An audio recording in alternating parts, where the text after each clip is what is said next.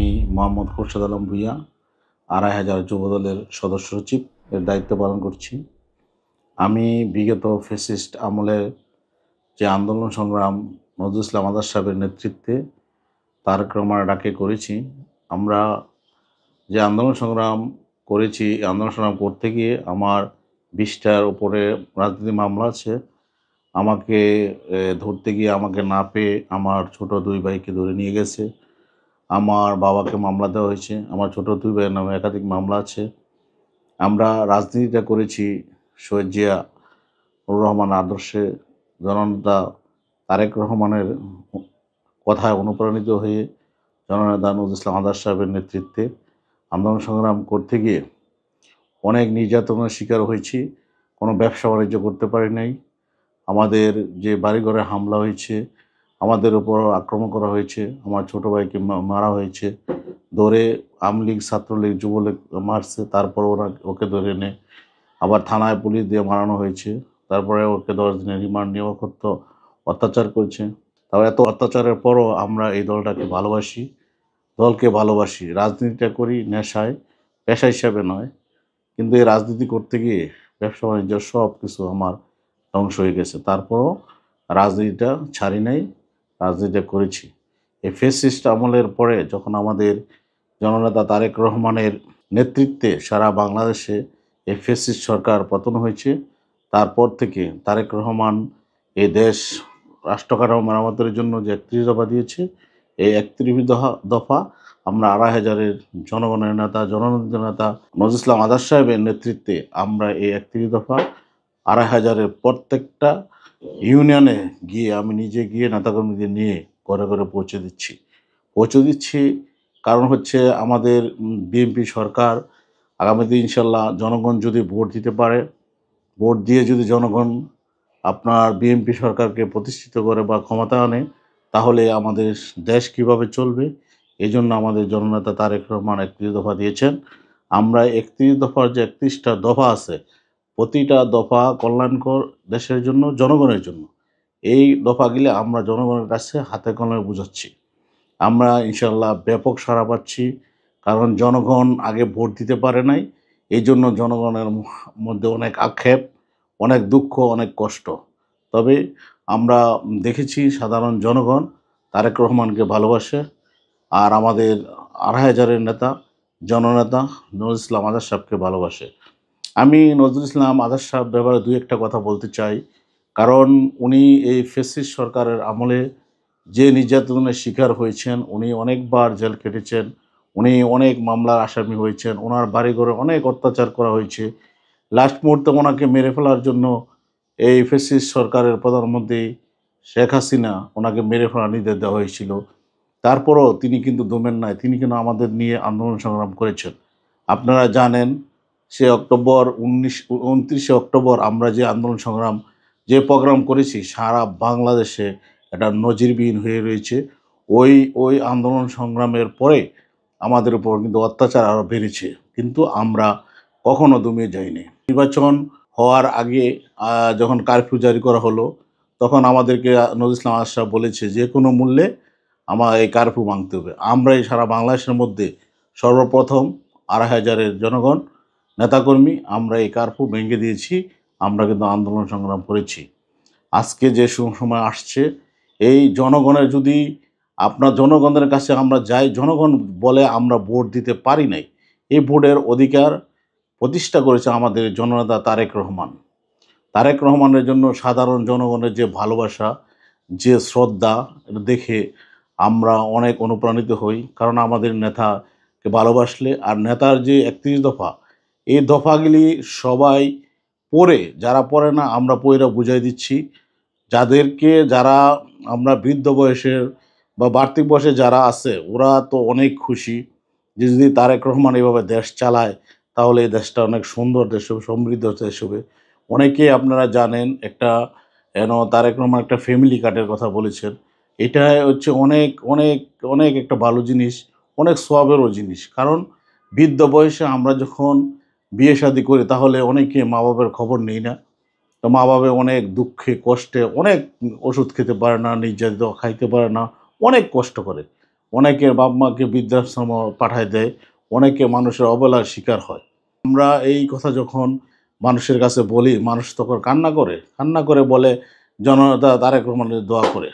আপনাদেরকে আমরা তারেক রহমান আশ্বাস দিয়েছেন যে আপনারা জনগণকে ভোটে নির্বাচিত করে সরকার গঠনের ক্ষমতা আনান। ক্ষমতায় আসলে ইনশাল্লাহ ৩১ দফার যে দফাগুলি ঠিক এইভাবে দেশ চলবে।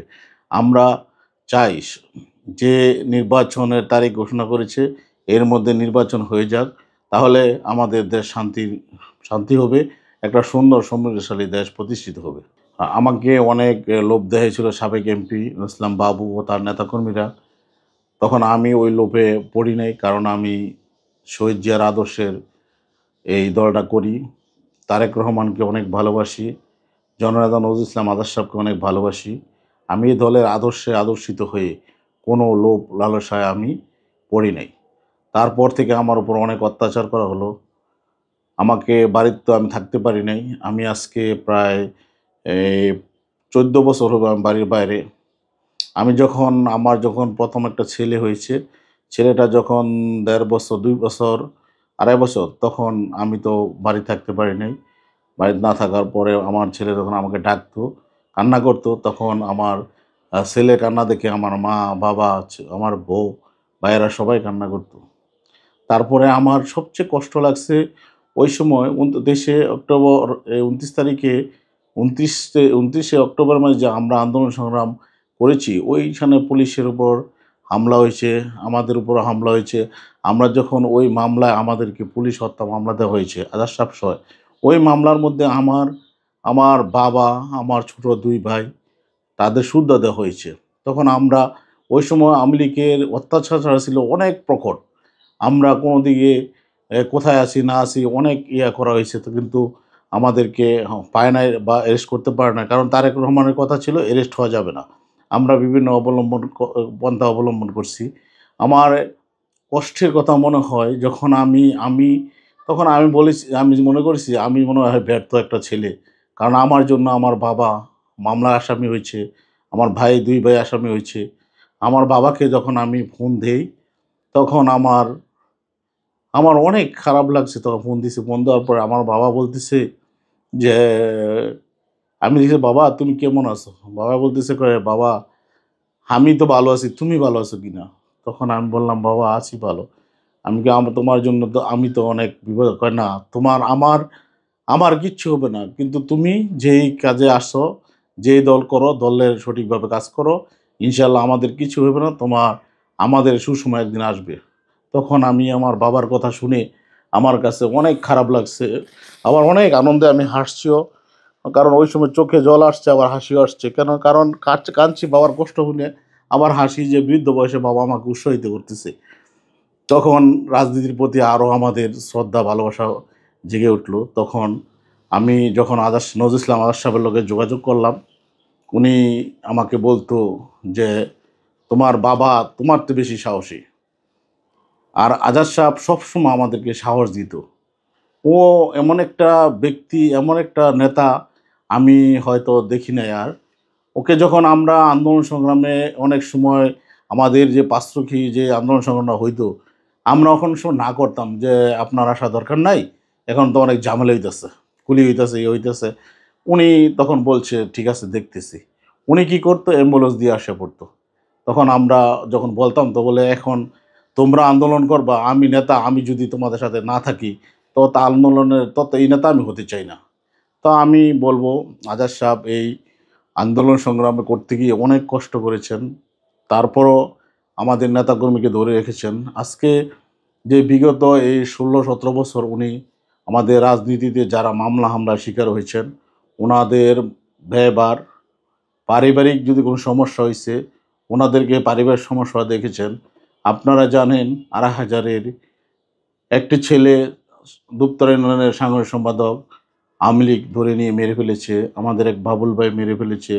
তাদের পরিবারের সম্পূর্ণ উনি দেখাশোনা করছে। আবার আন্দোলন সংগ্রাম করতে গিয়ে আমাদের ২৫০০ স্বেচ্ছাসেবক দলের আহ্বায়ক এবং বিএনপির সাংগঠনিক সম্পাদক নাজমুল হোসেন বাচ্চু ভাই, বিএনপির সহ সাধারণ সম্পাদক শফিউদ্দিন সপু ভাই এবং আমাদের ব্রাহ্মণবাড়িয়া ইউনিয়নের শামসুল মেম্বার, ওনারা মারা গেছেন। ওনাদের পরিবারের প্রতি ওনার যে সহানুভূতি, যে দুর্বলতা আমি দেখেছি, আমি অন্য কোনো নেতার কাছে দেখি নাই। তখন আমারও আর ভালো লাগছে যে উনি যে এখন দুঃসময়ে জনগণের পাশে, নেতাদের পাশে আছেন। উনি যদি আল্লাহর রহমতে এমপি হয়, তাহলে তো উনি আমাদের আড়াইহাজার জন্য অনেক কিছু করবেন। আমি আন্দোলন সংগ্রামের সময় যারা আমার কাছে আসছে নেতাকর্মীরা, আমি কোনো দিন কাউকে খালি হাতে ফিরাই নাই। আমার যতটুক সহযোগিতা করার দরকার, আমার যতটুকু সাধ্য ছিল আমি করেছি। যাকে আপনার অর্থ দিয়ে করেছি, কাকে মৌখিকভাবে ভালোবাসা দিয়ে করেছি বা অন্যভাবে করেছি। আমি একটা কথা চিন্তা করতাম যে আমি যুবদলের নেতা, আমার নেতাকর্মীরা যে আজকে আন্দোলন সংগ্রাম করতেছে, তাদের দুঃখ কষ্টে যদি আমি না থাকি, তাহলে তো আমার এই নেতার সার্থকতা নাই। আমি এমন নেতা হতে চাই না। আমি নেতা হতে চাই, জনগণের ভালোবাসার নেতা হতে চাই। ২৫০০-এর আমি যে ২৫০০ যে ৩১ দফার লিফলেট নিয়ে সারা ২৫০০ বিভিন্ন ইউনিয়নে ঘুরতেছি, তো তাহলে আমি দেখতেছি কি ২৫০০-এর হচ্ছে শিক্ষা ব্যবস্থা অনেকটা দুর্বল আছে। শিক্ষা ব্যবস্থা, স্বাস্থ্যের ব্যবস্থা, কৃষি ব্যবস্থা। কারণ ২৫০০ আপনি জানেন এটা প্রত্যন্ত অঞ্চল, ওই অঞ্চলে কৃষি নির্ভরশীল বেশি। তারপরে আপনার এখন হলো কি সমাজ, ভালো সমাজ গঠন করতে হলে শিক্ষার প্রয়োজন হলো সবচেয়ে আগে। শিক্ষা, রাস্তাঘাট। আমাদেরকে আজাদ সাহেব বলেছে যদি উনি আল্লাহর রহমতে এমপি হন, উনি প্রথম এই জনগণের জন্য শিক্ষা, স্বাস্থ্য, কৃষি উন্নয়ন, রাস্তাঘাট, যাতে আমাদের মান উন্নয়ন হয়, উনি একটি সুন্দর আড়াইহাজার করতে চাচ্ছেন আমাদের নেতাকর্মীদেরকে নিয়ে এবং সাধারণ জনগণকে নিয়ে। জনগণের মতামতের ভিত্তিতে, নেতাগণের মতামতের ভিত্তিতে একটা আধুনিক আড়াইহাজার করতে চান। কারণ ২৫০০ মানুষ ফ্যাসিস্ট আমলের এই সাবেক এমপি বাবুর অত্যাচারে, তার নেতাকর্মীর অত্যাচারে অধিষ্ঠিত। কেউ ভালোভাবে ব্যবসা করতে পারে নাই। তারা এখন মুখ ফুলে বলতেছে যে না, এখন বিএনপির যে নেতাকর্মীর আচার আচরণ, যে ভালোবাসা, আমরা চাই বিএনপি সরকার আসুক। জনগণে আপনার, আমরা যখন লিফলেট দিতে যাই তখন জনগণ, এই বৃদ্ধ বয়সের মা বাপের মতো বয়স, ওরা আমাদেরকে জাবড়ায় ধরে, জাবড়ায় ধরা বলে, আমরা যখন এগুলি বলি বুঝাই তখন ওনারা কান্না করে দেয়। তো এমন একটা দেশ ইতি চাই আমরা। জনগণ তো এত কিছু চায় না। জনগণ চায় শান্তিতে বসবাস করতে, তাদের কার্যক্রম করতে এবং ব্যবসা বাণিজ্য করতে। জনগণ এতটুকুই চায়। তো আমরা যদি বিএনপি সরকার আসে, আমরা যদি এমন করে দিতে পারি, ২৫০০ নয়, সারা বাংলাদেশে যদি এমন করে, তাহলে তারেক রহমানের যে ৩১ দফা তা সঠিকভাবে বাস্তবায়ন হবে এবং দেশের মানুষ ভালো থাকবে। বিএনপির জন্য দেশের মানুষ দোয়া করবে। বিএনপি নিয়ে এখন ষড়যন্ত্র হচ্ছে, বিএনপি দলটা নিয়ে ষড়যন্ত্র করছে। এই ষড়যন্ত্রের মোকাবেলায় আমরা যখন লিফলেট বিতরণ করতে যাই, তখন মানুষের কাছে আমরা একটা কথাই বলি যে আপনারা আমাদেরকে একবার বিএনপির ক্ষমতা আনেন, আমরা এক টাইম না, আমরা দীর্ঘ লং টার্ম এদেশের সেবা করতে চাই। বিএনপি সরকার, বিএনপি দল এদেশের সেবা করতে চায়। আমরা যদি আপনারা একবার ৫ বছরের জন্য দেন, আমরা আমাদের কার্যক্রম দেখে তারেক রহমানের নেতৃত্বে ইনশাল্লাহ আপনারা বারবার আমাদেরকে নির্বাচিত করবেন দেশ সেবার জন্য। তারেক রহমানের কথা হচ্ছে আমরা জনগণকে নিয়ে, নেতাকর্মী নিয়ে একটা সুন্দর সমৃদ্ধশালী দেশ গড়ব। আপনি দেখেন যে তারেক রহমানের কথা একটু বলি, উনি উনি তো এই দেশে একজন রাষ্ট্রপতি প্রধানমন্ত্রীর ছেলে ছিলেন, ছেলে আছেন। উনি তো অনেক রাজকীয়ভাবে চলতে পারতেন, বাবা অনেক কিছু করতে পারতেন।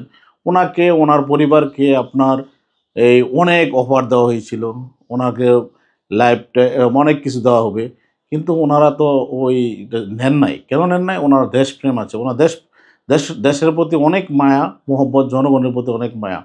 আপনারা জানেন এই আমাদের যে বেগম খালেদা জিয়া, উনি তো অনেক নির্যাতিত হয়েছেন। উনি একটা কথা বলেছেন যে ওনাকে বলেছিল যে আপনার ছেলের কাছে পাঠিয়ে দিই। উনি কিন্তু যায় নাই। উনি বলেছে যদি আমার যদি কিছু হয় বা আমার যদি মরণ হয়, এদেশেই মরবো আমি। এদেশের জনগণের সাথেই থাকবো। আমি এদেশের জনগণকে থেকে যাব না। কারণ এটা আমার দেশ। আমি দেশ ছেড়ে যাব না। তারেক রহমান যে এত অত্যাচারিত হয়েছে, তারপরে তো উনি এত সুদূর ইংল্যান্ড থেকে আমাদেরকে নেতৃত্ব দিয়েছেন। তিনি তো আপনার আমাদের স্বেচ্ছাসেবক দলের এক নেতা বলেছেন, নবী ভাই, উনি বলেছেন যে ওনার এই গিনেস বুকে নাম ওঠা উচিত। অরিজিনালি ওনার গ্রিসের নাম ওঠা উচিত, কারণ উনি একটা চেয়ার একটা রুমে বসে আমাদের নেতৃত্ব দিয়েছেন।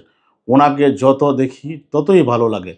আমি একটা বিশেষ করে ওনার যত বক্তব্য দেন, যত কিছু দেন, আমি প্রত্যেকটা বক্তব্য ১০ বার করে শুনি। কারণ ওনার কথা থেকে আমার অনেক অনুপ্রেরণা হয়। ওনার কথা থেকে অনেক কিছু শিখি। ওনার কথা আমি এই অনেক অনুপ্রাণিত হই। কারণ হচ্ছে উনি এই দেশটার প্রতি অনেক মায়া, এ দেশের জনগণের জন্য কিছু করতে চান। এজন্য ওনাকে আমি অনেক ভালোবাসি। তারেক রহমান আমাদের দেশে যখন পা ফেলবে তখন আপনি দেখবেন, এটা তো লুকানোর কোনো জিনিস না। আপনারা দেখবেন বাংলাদেশের মানুষ ওনাকে কত ভালোবাসে, কত ভালোবাসে। ওনার কথা, একটা কথা আমার বারবার মনে হয়, উনি একটা কথা বলেছেন যে, "আপনারা আমার হাতকে শক্তিশালী করেন, আপনাদের ভোটের অধিকার প্রতিষ্ঠা করি। আপনার ভোট আপনার যারে ইচ্ছা ওরে দেন। যে যাকে ইচ্ছা তাকে দেন। কিন্তু আমার হাতকে শক্তিশালী করেন যাতে আমি এই ভোটের অধিকার প্রতিষ্ঠা করতে পারি।" উনার যে মহৎ ব্যক্তি না হলে কিন্তু এই কথা বলতো না। উনি বলতো যে, "আমার দলকে দিবেন।" কিন্তু এই কথা উনি বলে নাই। উনি বলেছেন, "আমার হাতকে শক্তিশালী করেন। আপনার ভোট আপনার যাকে ইচ্ছা তাকে দেন।" এমন নেতা বাংলাদেশে মনে হয় না আর হবে। দেখেন আমাদের দেশনেত্রী বেগম খালেদা জিয়া, উনি এদেশের জন্য উনি জেল খেটেছেন। বৃদ্ধ বয়সে জেল খেটেছেন। উনি যে নির্যাতিত হয়েছেন, বাংলাদেশের ইতিহাসে কোনো সাবেক প্রধানমন্ত্রী, একটা রাষ্ট্রপতির স্ত্রী থেকেও তিনি যে নিপীড়িত হয়েছেন, আপনারা জানেন ওনার একটা ছোট ছেলে আরাফাত রহমান কোকো মারা গেছে। ওনার ছেলেকে উনি মারা যাওয়ার আগে দেখতেও পারেন নাই। ওনার ২ টা ছেলে, একটা ছেলে থাকে, দোনোটা ছেলে বিদেশ ছিল। এই ফ্যাসিস্ট সরকারের অত্যাচারের কারণে একজন ছেলে মারা গেছে। এত নির্যাতিত, এত নিপীড়িত হয়েছে, তারপরেও তিনি এ দেশ ছেড়ে যান নাই। ওনার দেশপ্রেম, এই জনগণের প্রতি ভালোবাসা, এটা বাংলাদেশের ইতিহাসে আর কোনো প্রধানমন্ত্রী হবে আমার মনে হয় না।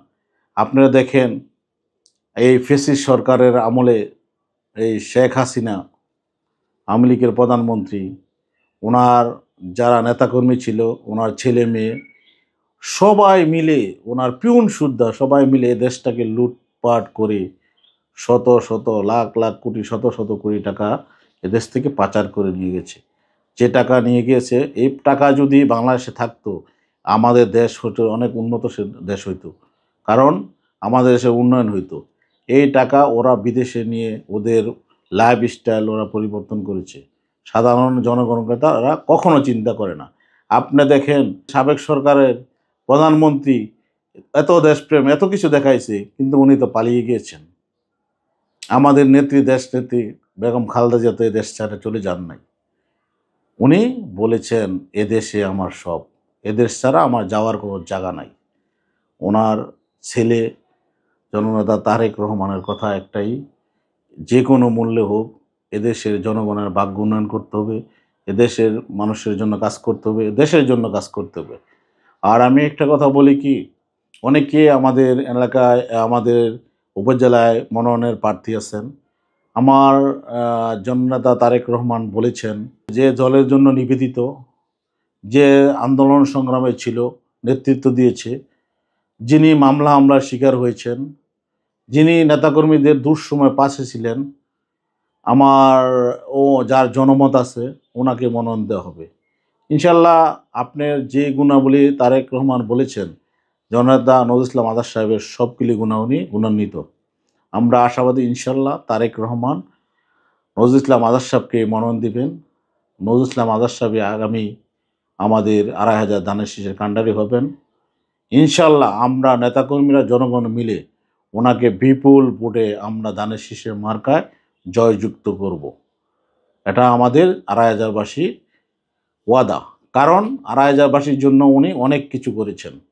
আপনারা জানেন এই নজরুল ইসলাম আজাদ দলের জন্য দিয়ে গেছেন। দল থেকে কিন্তু কোনো সুবিধা উনি নেন নাই। তাহলে যে ব্যক্তি দলকে দিয়ে গেছেন, দলের জন্য, দলের বিপদে ছিলেন নেতাদের পাশে, ওনাদের মতনই নেতা আমি মনে করি ২৫০০-এর এমপি হওয়া এবং মনোনয়ন পাওয়ার একমাত্র যোগ্য। যদি ওনাকে মনোনয়ন দেওয়া হয় তাহলে ২৫০০বাসী শান্তিতে থাকতে পারবে, ২৫০০বাসীর ভাগ্য উন্নয়ন হবে। আমরা জননেতা আড়াই প্রিয় নেতা নজরুল ইসলাম আজাদ সাহেবের হাত ধরে আড়াই উন্নয়নমূলক রাজনীতি করতে চাই। আমি একটা কথাই বিশ্বাস করি, আর আমি আমার যারা যুবদলের নেতাকর্মী আছে তাদেরকে বলি যে আপনারা ধৈর্য ধরেন আর দলের জন্য কাজ করেন। দলের জন্য কাজ করলে দল অবশ্যই আপনাদেরকে মূল্যায়িত করবে। আমি এই কথাটা সবসময় বলি। আমরা যে উন্নয়নের মূলকের কথা তারেক রহমান বলেছেন, আমরা ২৫০০বাসী চেষ্টা করব তারেক রহমান থেকে আরও বেশি আনার জন্য, যাতে আমাদের ২৫০০ ভালো থাকে। কারণ আমরা ঢাকার পার্শ্ববর্তী এলাকার লোক, আমাদের সেই অধিকার আছে। আমরা সবাই মিলে, এখন সময় নাই, আমাদের দলের জন্য কাজ করতে হবে। মান অভিমান ভুলে আমরা জনগণের কাছে যাব, সবাই যাব, জনগণের মন জয় করতে হবে। আর জনগণের আপনার মন জয় করলে জনগণ অবশ্যই আমাদের দানের শীষে ভোট দিবে। আমরা দানের শীষে যে কীভাবে ভোট আদায় করব, এই জন্য আমরা সবাই মিলে কাজ করব। আরেকটা কথা বলি, যারা অনুপ্রবেশকারী আছেন তাদেরকে আমাদের সাথে নেওয়া যাবে না, কারণ তারা আমাদের সাথে থাকলে আমার দলের আরও ক্ষতি হবে। এই জন্য আমরা সাধারণ জনগণের কাছে মিশে জনগণের মন জয় করে ধানের শীষের মার্কাকে বিপুল ভোটে জয় করব, এই আশা ব্যক্ত করছি। ইনশাল্লাহ আমরা সাকসেস হব। তারেক রহমানের নেতৃত্বে আগামী বাংলাদেশ হবে সুন্দর, সফল, সমৃদ্ধশালী।